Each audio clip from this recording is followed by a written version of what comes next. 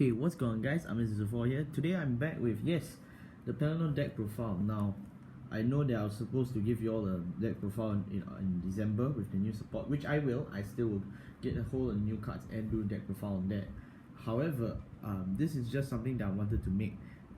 This deck is a Pellinore competitive deck based on some of the ideas given to me by fellow YouTuber Misgrade King, which I will leave I'll leave the link to his YouTube channel below.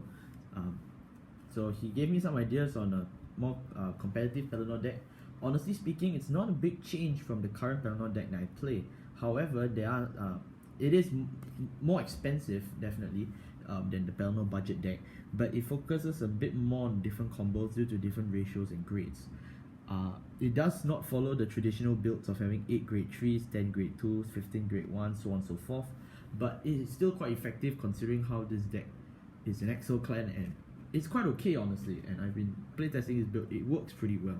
So like I said one time, this is a competitive build. This is not meant for budget. I mean, if you can afford it, it's good, but I do not believe that many people will be able to afford it that much compared to the other deck that I made, the budget deck. So if you're looking for the budget deck, I recommend you go and check that one.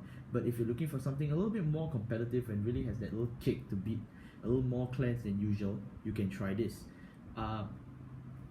There will be some disclaimers. There's also some erratas carried over from the previous video which I need to discuss, and all that will be done in this video. So this won't change for Pellinore. So in this deck, this competitive deck, we play a new combo focused around the 3 grade 3s in this deck, which I'm pretty sure you've already seen by this thumbnail. Pellinore stays at the staple 4 because he has to be a Vanguard no matter what in this combo.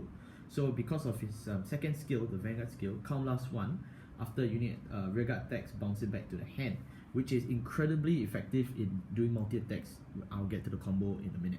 The original first skill, which is the one in hand, the really costly one, the count last 1, soul blast 3.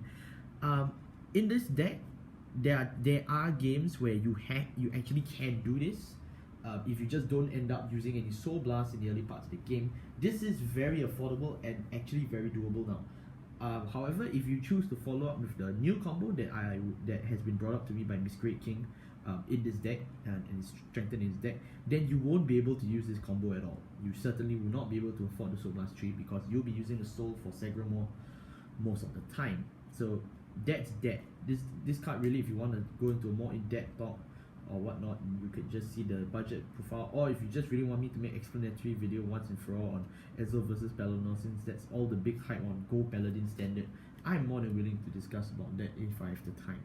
But not much to say about Pellinore really here. The skill is to focus on the Vanguard base ability.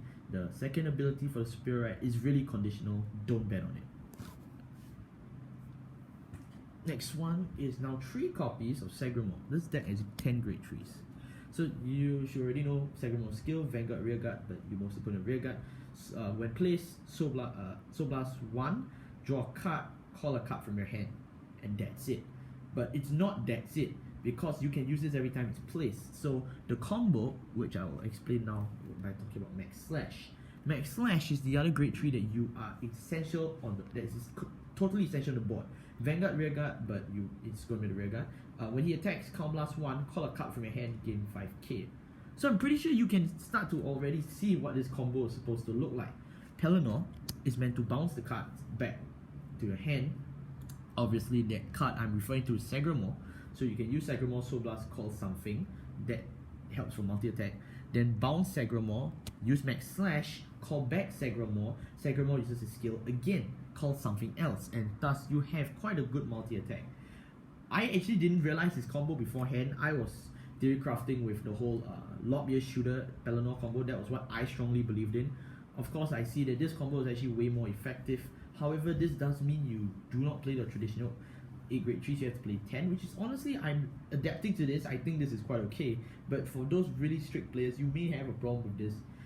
Second thing is obviously the Sagramore, so that will cost your wallet a little bit more, but hey, I don't think it's that expensive now. Prices are dropping for singles, so if you're building this yourself, it shouldn't be much of a problem. But this combo is actually really effective, contrary to popular belief. To the grade 2s now, I finally managed to do it. 3 Vivian, Call plus 1, Soul plus 1. When placed from hand, look at top 3, call 1 plus 3k. Of course, this is not GB restricted, there's no such thing as strike, so this is a perfect card. Unfortunately, in the budget deck, I'll look at 4. 2 is really the most minimum amount of Vivians you can have in the Gold Paladin deck. Unless you want to play Bowman, then that's even worse. But Vivian, honestly, 3 copies, yeah, this cost me a little bit more, but I didn't mind parting with a little bit more cash for a bit more consistency. And then of course now 3 Taunus. Taunus' skill is if your soul is only 1 plus 3, if your soul is 0, instead of plus 3 plus 8, which is incredible considering how this deck strives to burn all parts of your soul. Even if you don't use Pellinore Superior, right, Sagramore will just take and take and take and take and take, and even Vivian can help out in the soul taking. So Taunus becomes a great beater. Now, I still play 2 Lopier, which although many people have told me that Lopier is not played anymore, but I still think that the having 2 copies of Lopier is still more consistent. You could use Nemean Lion, or you could get more copies of Vivian or Taunus, but I honestly still prefer to play this one. It's 6, 7, 8, 4, 3, 6, 7, 8. So you play 8 grade 2s in this deck because there are extra grade 3s. Next one is 4 Evil Slaying Swordsman Haugan, which is a staple because he's your grade 1 rusher. If you have him as your Vanguard on grade 1, and if you pull a grade 1 from the top of your deck, you can call more grade 1s to attack even quicker on turn 1. So his skill is Vanguard Rearguard. When the Vanguard's attack hits, he does not have to be the Vanguard. Look at the top card of your deck. If it's the same grade or lower as your Vanguard, you can choose to call it to your Rearguard. If not, put it bottom of the deck. If you've done so, retire 1 Haugan on your Rearguard. So if he's the Vanguard and he's the only Vanguard, then you don't have to retire anything. Therefore, you don't have to suffer from this drawback. However, if he's your Rearguard, then you will have to use this drawback. But it should be still okay. Personally, as a Vanguard, this card is good because it can help for the rush. Next one is 4 Dindrain, which is the toolbox for this deck. So the skill is when placed due to card effect, so superior call basically, you can either Soul Blast 1, counter charge, or you can Soul Blast 1, draw a card plus 3k. So the skill is really versatile because you can choose either one depending on your situation. Most of the time it's not really used. You're probably using the combo more on Sagramore and Max Slash, but you could also use this if you really desperately need resources back. Then there's 4 Gareth. When called due to card effect, counter blast 1, gain 10k, so it becomes an 18k beater really quickly, which is actually really good. As even if he's alone on an Excel circle and you called him due to a card effect like Max Slash, he already becomes a 28k beater, which can be a problem. 3 9k beaters, vanilla beaters, no shield value, that's why I only play 3, but it's still quite okay. It's not a bad card. Can be used for a defensive ride. Next up, for heal, for stand, no, for stand, for front triggers, which is give everyone 10k, for crit, for PG draw, which is mark, and Criff, your only starter. So this is just a really quick deck profile. If you want to see more of the cards in depth, you can refer to my budget deck profile, which I released quite a long time ago. This is really just for a more competitive build for those who seriously wish to take Pellinore in. The only thing I'd like to say is instead of Lopier, if you're really not comfortable playing Lopier, you should aim to play, you should try to play something else like maybe more Vivian. Excuse me, or you could play things like Nemean Lion or Bowman's if you have the cash. For me, I just personally like Lopier, but if you don't have to if you want to. Like I said, there's 10 grade 3s in this deck. Some have, like for example, Misgrade King's very own deck. He said that he had 12 grade 3s playing 4 of each type of grade 3, which I personally believe is a bit too much and has susceptibility for Misgrade. That's why I only chose to play 3 Sagramore and 3 Lopier. However, Pellinore is still a staple at 4 because not only is he the main boy of the deck, he really is a must.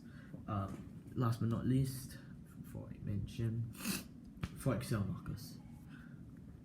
So really, the budget deck was good. It's good in a way, but I feel that Lopier didn't live to his potential. By swapping Lopier out for other things such as Sagramore and Mark Slash, he really helps. It really gives you a new combo that I've never I never tried it before until recently when I pulled this combo for myself. I was quite amazed at his own success rate, honestly. I wasn't expecting Pellinore to be able to pull off something this tricky, and even managed to beat other fellow Excel clans who were also trying to rush me down like Pale Moon.